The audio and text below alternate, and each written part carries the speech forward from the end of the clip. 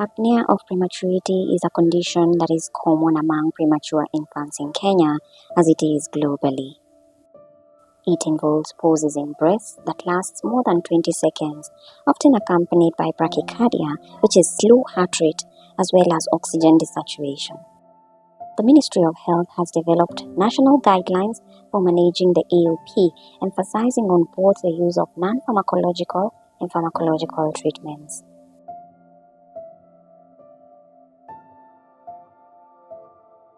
At Allmed Medical Supplies Kenya, we are proud to introduce our non-pharmacological innovative Apnea Boot that is designed to monitor and track apneic episodes in premature infants.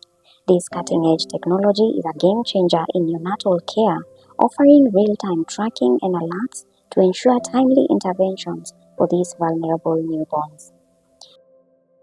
Recently, we had the privilege of visiting a healthcare facility that has embraced this technology. This facility's neonatal team shared with us how Apne Boot has significantly improved their ability to monitor premature infants, hence reducing the risks associated with apnea of prematurity.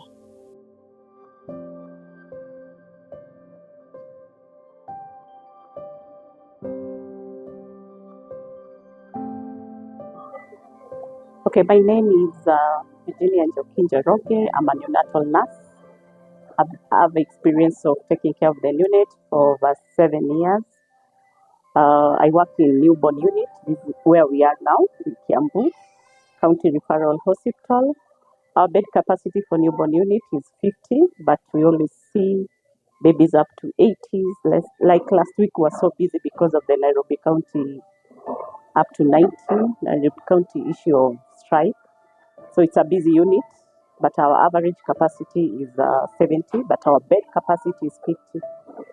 We have 12 nurses whose ratio is, during the day we are 3 to 4, and at night 2 nurses.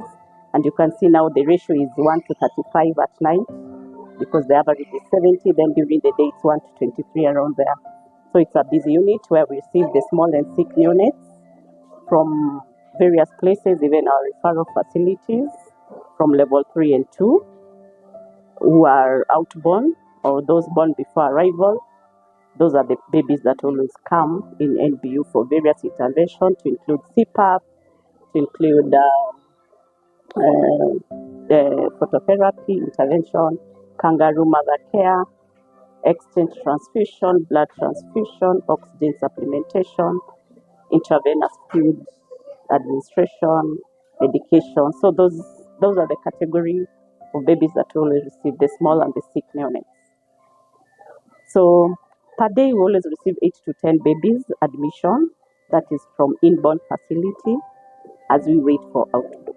So our average for a month is around 240 babies that we always admit in these units. We have 4 consultants who are 2 attached to NBU units, and we always work with the medical officer interns, who are always 4 to 5, who are placed in 5 weeks rotation in newborn unit. So we always work as a team, and we have special groups and champions in newborn unit. They are champions for CPAP, just group ourselves, team CPAP, team preterm, pre-team, kangaroo mother care. So we always work as a group for the betterment and care, good care to their neonates. Okay, on November we met with Allmed company, whom they provide for us CME and what they have. They offered us Apnea Boot machine that has been so useful to these units, because now these neonates need to be monitored vital signs every 4 hours. Those in category B and C, but those in category A, these are the babies who are very sick on CPAP. They are monitored hourly, and this machine really helped us, the Apnea Boot. Also, to add on that, for the preterms who are below 1500, it really helped us to pick the apneas. So we really used it to the preterm to stimulate them when they are apneic.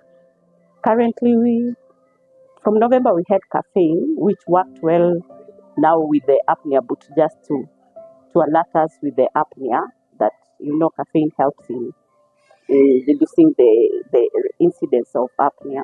But now we don't have caffeine, so the only help is the apnea boot.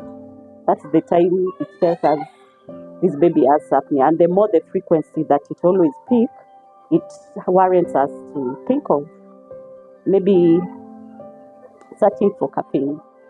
Yeah. So it has really helped us, the machine.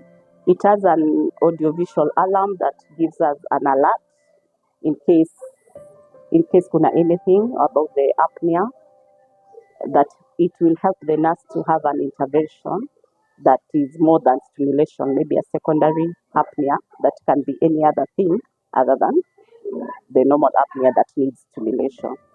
On top of that, it has a long battery. It has a battery inbuilt that can help one to work with it for more hours, like in transportation purposes. It's safe, it's portable, it's reusable. It's so good to be with it. It can help in a low setting resource area, especially where we are now. Hope our hospital will buy one from Almed, but we have ordered 3. We believe maybe it will help because now it's so nice to us. Another advantage of using the apnea boot is it has a high accuracy inbuilt pulse oximetry that gives us heart rate, it gives us the SpO2. By the way, it peaks even to that last minute. I've experienced it. It peaks even to the last minute baby who is dying, even the 10% SpO2, the 6. It's very accurate. I liked it because of that. Yeah. Another good part of it, it has past history. It has a place that you can take the past history of bradycardia and apnea that the baby has that will help in the management of the neonates. It's easy to clean, it's easy to maintain. It has a good probe and a stimulator that fits well to the neonate's feet as it vibrates. It has some other, you can say, parameters that you are able to set the high and the low limits, like the SpO2, the heart rate, the intensity of that stimulator, kind of like that, the high and the low limit. So it's a good equipment to use in NB, and it has really helped us. Hope you are not going to take away today. Yes. Yeah. So apnea is the cessation of breathing to the neonates in more than 20 seconds, which is accompanied by bradycardia and cyanosis. And of course, the babies who are below 28 weeks, neonates who come below 28 weeks, have more frequency of apnea. That it can have even more than 5 times in 12 hours shift. Yes, yeah. And it's a prolonged apnea can lead to death. And now having such an important equipment, it will stimulate the baby and it will also alert the nurse for more intervention. From the staff, I have received several from my staffs who have come in contact with the machine and they really like it. We are 12 nurses, I say half of the nurses who are so to eat. Then about the newborn, our average newborn per month is 24 to 30 babies. So we can see that it has helped many babies. Yes, just to pick the apnea. Yes, especially this time when we have no caffeine citrate. We've been missing the apnea episodes from our neonates, our small and sick preterm babies. And now, unless you go there or you are there with the baby, that's the point you stimulate that baby and notice that this baby is apneic. But having this equipment and the baby is on, it's the one to pick it and to stimulate the baby. So it isn't the work of this nurse. And these ratios in our county referral hospital, the ratio for nurses and patients it's weird. Let me say it's weird because you can't be one nurse in 35 babies. And you see, preterms are the most in a newborn unit. especially this is the season for preterm babies. And so I can recommend the other hospitals, not necessarily the Kiambu, to Kiambu County hospitals, others, to buy this or to get this apnea boot for the sake of the management of neonates, small and sick neonates with apnea. Yes.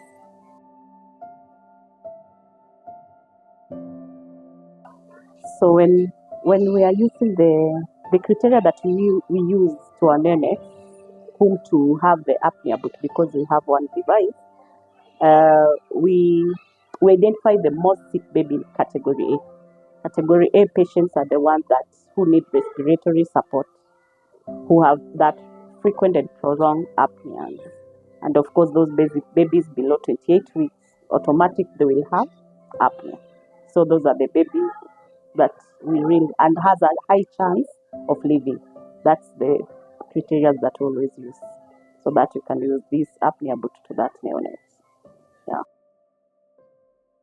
This is baby was born on 11th April. He's on day 5th of life with 1700 grams as the birth weight.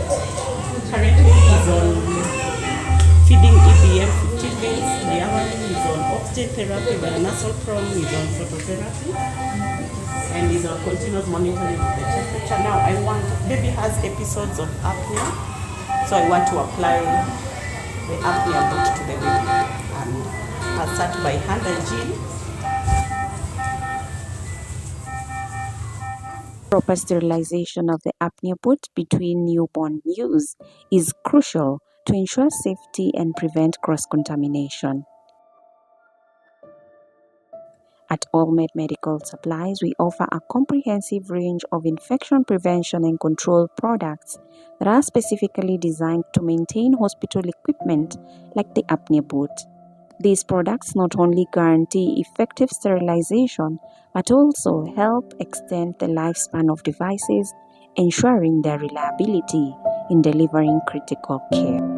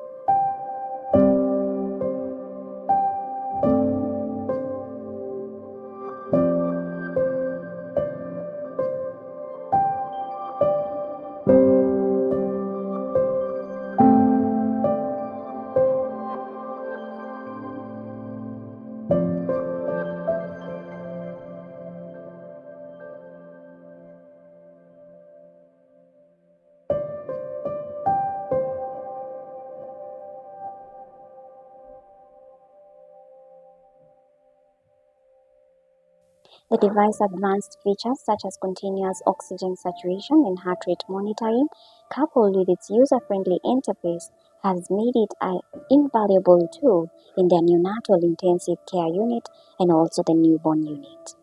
The apnea boot not only enhances patients' outcome but also alleviates the workload from the healthcare professionals by providing accurate and reliable data that aligns with our mission to deliver innovative healthcare solutions that addresses challenges in our communities.